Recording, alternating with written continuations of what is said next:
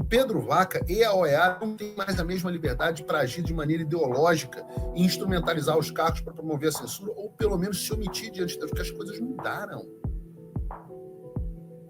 As coisas mudaram, o momento mudou. Eu falo para você, a onda na qual o Alexandre surfou não existe mais. E a rebordosa está chegando. Lembram quando eu falava que autoridades enlouquecidas perderiam seus vistos e sofreriam sanções financeiras? Lembram quando vocês achavam que eu era louco?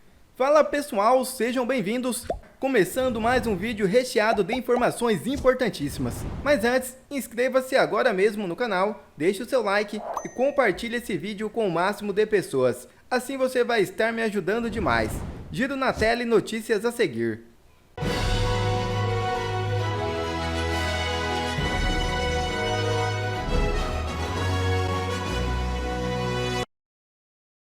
Elon Musk afirma que Deep State dos Estados Unidos financiou a eleição de Lula. Membro do governo americano, Musk denuncia fraude na derrota de Jair Bolsonaro em 2022. É isso mesmo. Elon Musk, assessor do governo do presidente dos Estados Unidos, Donald Trump, afirmou em seu perfil na rede social X, a qual é proprietário, que o governo de Joe Biden bancou a vitória de Lula contra Jair Bolsonaro nas eleições de 2022.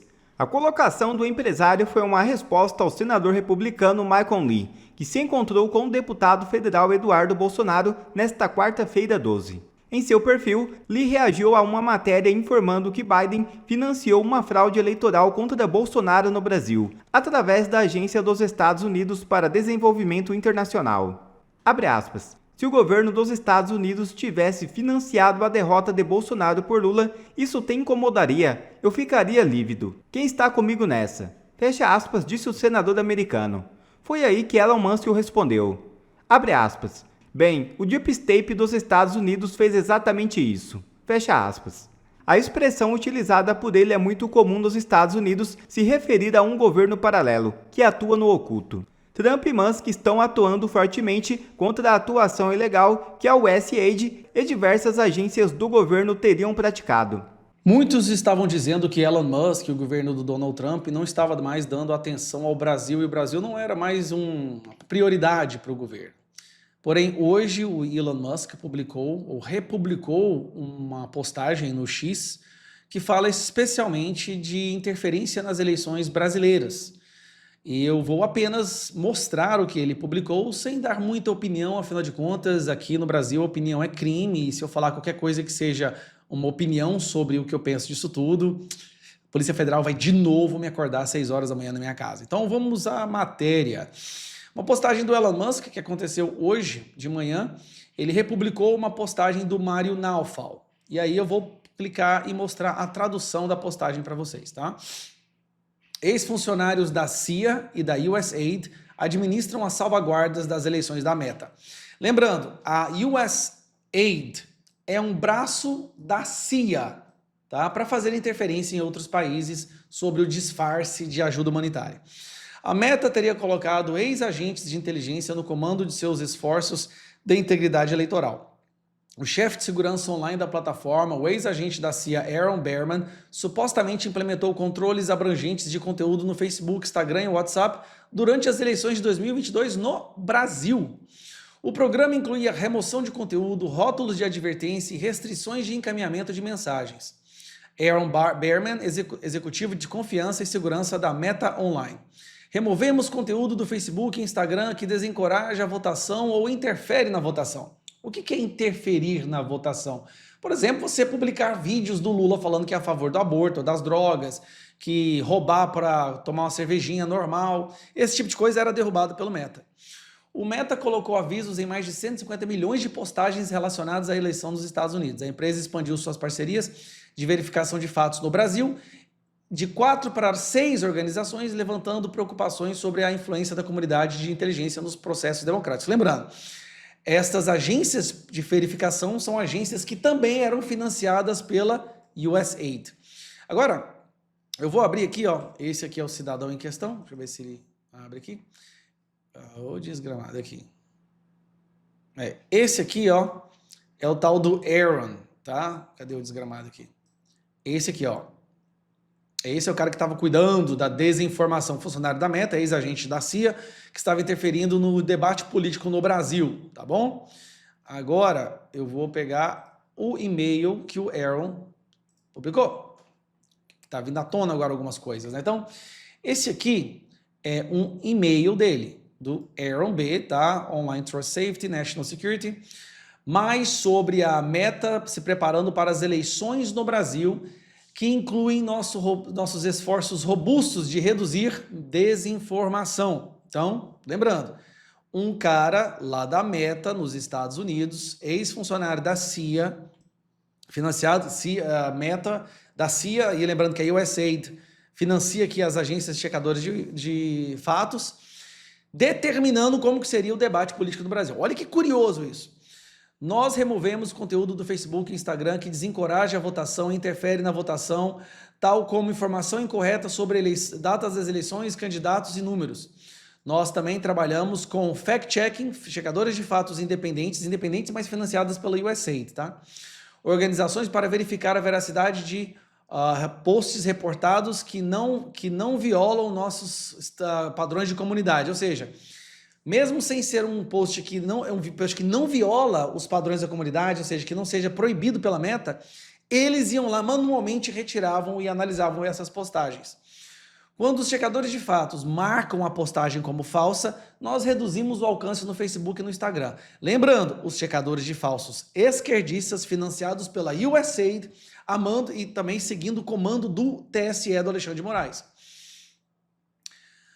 Pessoas que ainda veem esse conteúdo nos seus feeds o verão coberto com um rótulo ou um link direcionando para mais informações dos checadores de fatos. Em julho nós aumentamos o número de parceiros na nossa iniciativa de checadores de fatos no Brasil, de 4 para 6, incluindo, aí vai, Agência Lupa, AFP, Aos Fatos, Estadão Verifica, Reuters, Fact Check e UOL Confere. Ó, Lupa, Aos Fatos, receberam muito dinheiro da USAID e foram treinados pela USAID. Reuters recebeu muito dinheiro da USAID, muito. Agora ainda tem que descobrir a questão do UOL, Estadão e AFP. Desde que as mensagens no WhatsApp de ponta a ponta são encriptadas, né? Nós lutamos a desinformação no WhatsApp através de medidas para reduzir a viralização das mensagens.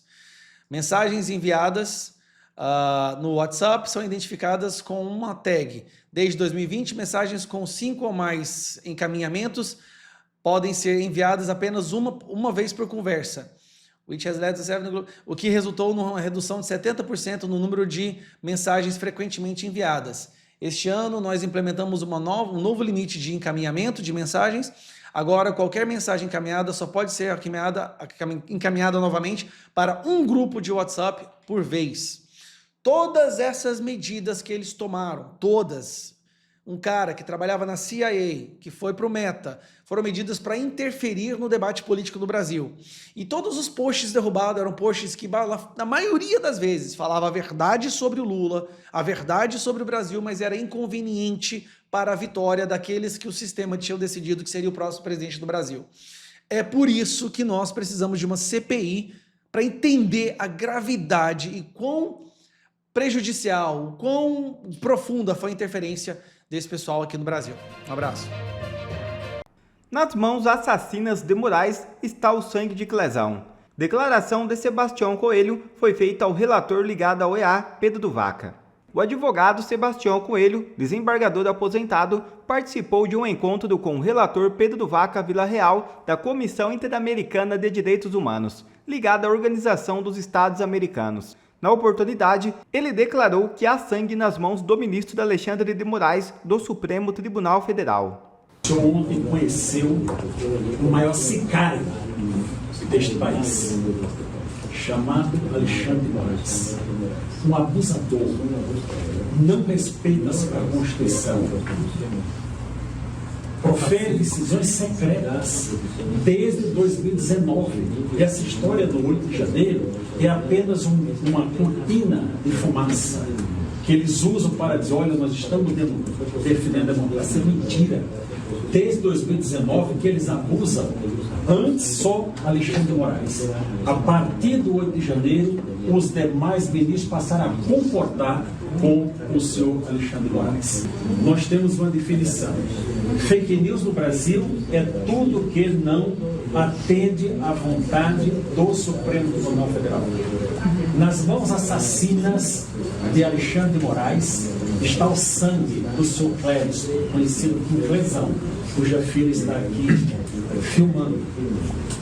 O seu Cléris, enfermo, não teve o atendimento médico, violando os direitos humanos e morreu na prisão, por culpa exclusiva de Alexandre de Moraes. Teremos um relatório oficial que será publicado após a volta do representante especial lá para Washington, relatório que será publicado no site da OEA. Eventualmente, os países membros poderão tomar suas conclusões, né? Sua opinião sobre a evolução desta missão do relator especial da OEA aqui no Brasil, Constantino? Bom, claro que após essa fala dele e todos os depoimentos que ele foi obrigado a ouvir, muito contundentes, né? É óbvio que a gente tem alguma esperança de que o tom na OEA vai começar a mudar. A gente não tem essa expectativa por conta de uma avaliação sincera e imparcial do senhor Baca. A gente entende que é uma pressão, uma mudança de jogo vinda de fora dos Estados Unidos, do governo Trump, que controla 40%, eu acho, do financiamento da organização. Então, ou ele entra em tempos de vacas magras, ou ele leva a vaca para o brejo e produz esse efeito, ou ele faz o trabalho minimamente esperado dele. Não há como negar a situação de estado de exceção no Brasil. Não há como. Nenhuma pessoa minimamente honesta e imparcial aceitaria os pseudo-argumentos oferecidos pela fonte oficial do STF na reunião de quase 2 horas que ele teve antes. Ele teve tempo para sentar depois com vários parlamentares, com familiares de perseguidos, e ver as provas dos crimes cometidos pelos ministros que, horas antes, mentiam para ele. Então, se ele tiver um pingo de honestidade ou se ele tiver medo das consequências de um novo governo americano em relação ao financiamento da OEA, ele vai agir e parece que ele está dando a entender que alguma coisa vai caminhar nessa direção. O editorial da Gazeta do Povo hoje colocou: se Vaca, eu estou chamando de Vaca ou Baca, né? Se Baca, Vila Real, tiver um mínimo de desconfiômetro, diz a Gazeta, haverá de se perguntar como é que se defende a democracia agredindo a liberdade de expressão de forma tão escancarada. Eu já tinha colocado no programa essa semana aqui que bastava uma pergunta para ele. E os parlamentares mostraram esse vídeo do senhor Barroso dizendo: nós derrotamos o bolsonarismo. Basta essa pergunta: senhor Baca, pode um juiz tomar partido de forma tão escancarada e vibrar, se vangloriar da derrota de um adversário? É óbvio que não. O Silvio Grimaldo, ele trouxe o meu caso à tona como um caso também que basta para explicar o absurdo. Ele disse: só o caso do Constantino, que tem seus bens retidos pelo STF, mesmo na ausência de qualquer denúncia ou indício de crime, parênteses, meu inquérito corre em sigilo há 2 anos, sendo que eu escutei falar que no começo do inquérito diz assim: conforme postagens nas redes sociais, ou seja, um compilado de tweets, e o meu inquérito corre em sigilo? Por quê? Voltando. Mesmo na ausência de qualquer denúncia ou indício de crime, não pode usá-los para tratar de um câncer, nem voltar ao Brasil para se tratar no SUS. Já deveria mover o coração do senhor Baca se aquele clone de Jean Willis tivesse um. Então é uma visão cética, pessimista em relação ao relatório, porque ele deu indícios de ser alguém com um claro viés até aqui, mas, de novo, minha expectativa não vem do coração peludo do senhor Baca, mas dele conseguir calcular os interesses dele mesmo e da entidade que ele é o relator e entender que Não dá, Cauti, para fingir que os parlamentares não mostraram aquilo que mostraram. Não dá. O Brasil já é um estado de exceção. Como a OEA vai agir diante de tantas provas e evidências, só Deus sabe e saberemos em breve. Mas se eles optarem pela cumplicidade, pela conivência em relação aos crimes cometidos pelos ministros do STF, isso vai ter consequência para a entidade. As pessoas estão chamando o Pedro Vaca de esquerdista, dizendo que o relatório já está pronto, que a visita é só para fingir que ele está preocupado, e por aí vai, etc. E eu trouxe, inclusive, um post que eu fiz no X a esse respeito. Ao pessoal que chegou agora, 2 pontos. Já é mais que sabido que o Pedro Vaca é de esquerda. Ele está no 5º ano e 2º mandato da Relatoria Especial de Liberdade de Expressão e até agora foi omisso. Nós já fizemos diversas reuniões e essa visita agora que está acontecendo é fruto de uma pressão enorme de 2 anos, inclusive do Congresso americano. Vocês lembram do Chris Smith, com quem eu tive ontem, e da carta dele ameaçando cancelar o dinheiro da OEA? Será que as pessoas lembram? Trump, quando entrou, cumpriu, pelo menos em parte, a promessa de cortar o dinheiro. Então, se vier alguma coisa nesse relatório, e eu tenho um enorme otimismo que está sendo reforçado, vai ser porque as coisas mudaram no cenário, e não pela bondade ideológica do relator. Então, iniciar um processo de linchamento virtual do sujeito, que pode nos ajudar muito durante a visita do cara do país, não me parece muito inteligente. Na verdade, não é nada inteligente. Você tem que dar sempre uma saída honrosa para o teu inimigo.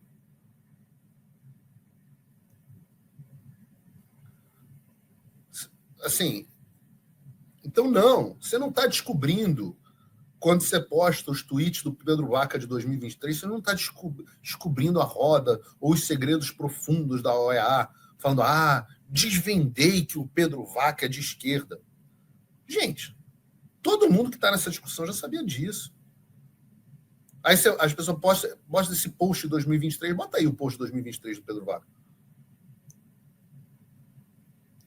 Discurso de ódio aumenta no Twitter. Como é que é? Em seus maiores mercados após a aquisição de Musk. Musk cortou praticamente todos os funcionários no Brasil, permitindo ele falando do Elon Musk, reclamando o Elon Musk em 16 de janeiro de 2023. E as pessoas acham que a posição do Pedro Vaca em 2023 vai ser a posição atual. A gente tem que assistir o Paulo Figueiredo Show. Se você assistiu o Paulo Figueiredo Show, você sabe que o cenário político em 2023 era um, e agora em 2025 é completamente diferente. Em 2023 a gente tinha o Biden nos Estados Unidos, que meses antes tinha mandado a tropa de choque ao Brasil para pressionar as autoridades a aceitar os resultados eleitorais duvidosos de 2022. A gente tinha em 2023 a USAID fazendo a festa com o dinheiro do pagador de imposto americano e bancando a censura no Brasil, e tinha uma OEA que se omitia porque sabia que, não enfrentaria as consequências vindas do governo Biden, como seria premiada por essa posição do governo Biden. Hoje, em 2025, a gente tem Trump nos Estados Unidos, toda uma equipe que trabalha com Trump, e tem o poder de efetivar as ameaças do Chris Smith.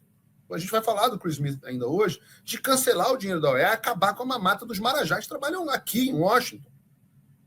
A gente tem hoje uma USAID completamente exposta e sem dinheiro para bancar as pautas esquerdistas mundo afora. E também um partido republicano que controla a Câmara dos Deputados e o Senado que controlam o dinheiro. Então o cenário é completamente diferente. A gente está pedindo essa visita há 2 anos. Vocês têm que pegar Eduardo Bolsonaro, Marcel Van Hatten, Eduardo Girão, Bia Kicis, Gustavo Gaia, pegar essas pessoas, Carla Zambelli, e outros aqui que eu posso estar não comentando só porque não estão vindo à mente, mas bater palma, porque essas pessoas estão há um tempão trabalhando nisso. Coronel Gerson Gomes tem um papel fundamental nessa história.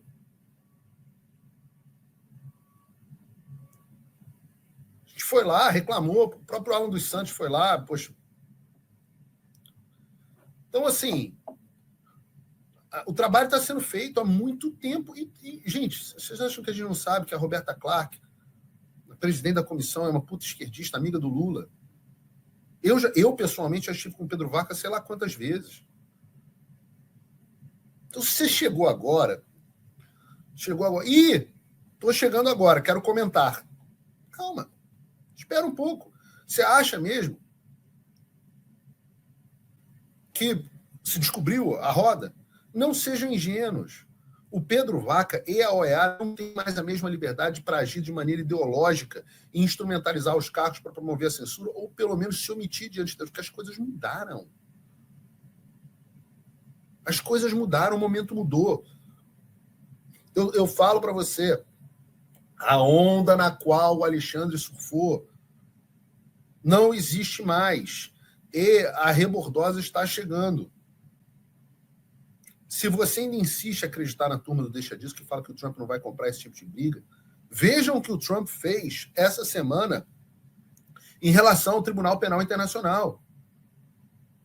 Um tribunal que está se comportando de maneira ideológica, se omitiu, e mais do que se omitiu, emitiu, um mandado de prisão contra o primeiro-ministro israelense, Benjamin Netanyahu. Você acha que esses caras iam sair impunes? Não! Vejam a ordem executiva. Algumas das consequências possíveis para funcionários, empregados e parentes incluem o bloqueio de propriedade e ativos e a não permissão de entrada nos Estados Unidos. Lembram quando eu falava que autoridades enlouquecidas perderiam seus vistos e sofreriam sanções financeiras? Lembram quando vocês achavam que eu era louco? Eu acho que essa realidade está se tornando cada vez mais... Eu não sei, eu acho que se você conversar, por exemplo, eu falava isso com jornalistas, eu tenho amigos, não sei se eu posso dizer isso, talvez. Eu tenho contatos com bastante jornalistas da mídia mainstream. E eles achavam que eu estava exagerando. Mesmo na internet, as pessoas, tic-tac, lá vai o Paulo Figueiredo falar de coisas que nunca vão acontecer, isso é impossível. Será que hoje... Eu não estou dizendo que isso vai acontecer com a EA, necessariamente. Mas a postura do Trump contra uma organização internacional muito mais poderosa, que parou de cumprir o papel dela e passou a agir ideologicamente, está descarada. Não é impossível e nem mesmo improvável que a OEA entre no radar do Trump. E das reuniões que a gente tem aqui, eu chamo muito a atenção para a questão da OEA. Ontem, na reunião com o Chris Smith, a OEA foi talvez o principal dos temas. E aí eu digo para vocês, se vier alguma coisa nesse relatório em favor, isso é plenamente possível em nosso favor, porque o cenário mudou.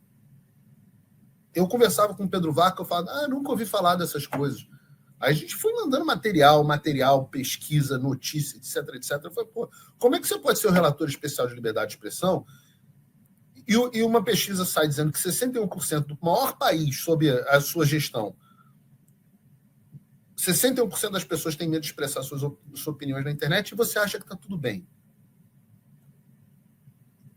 E aí a gente linchar o cara que tem o poder de nos expor o que está acontecendo no Brasil, está longe de ser a coisa mais inteligente. Então, pelo amor de Deus, agora não é momento de linchar. Se o relatório sair ruim, by all means, sempre tem a porrada no cara na internet.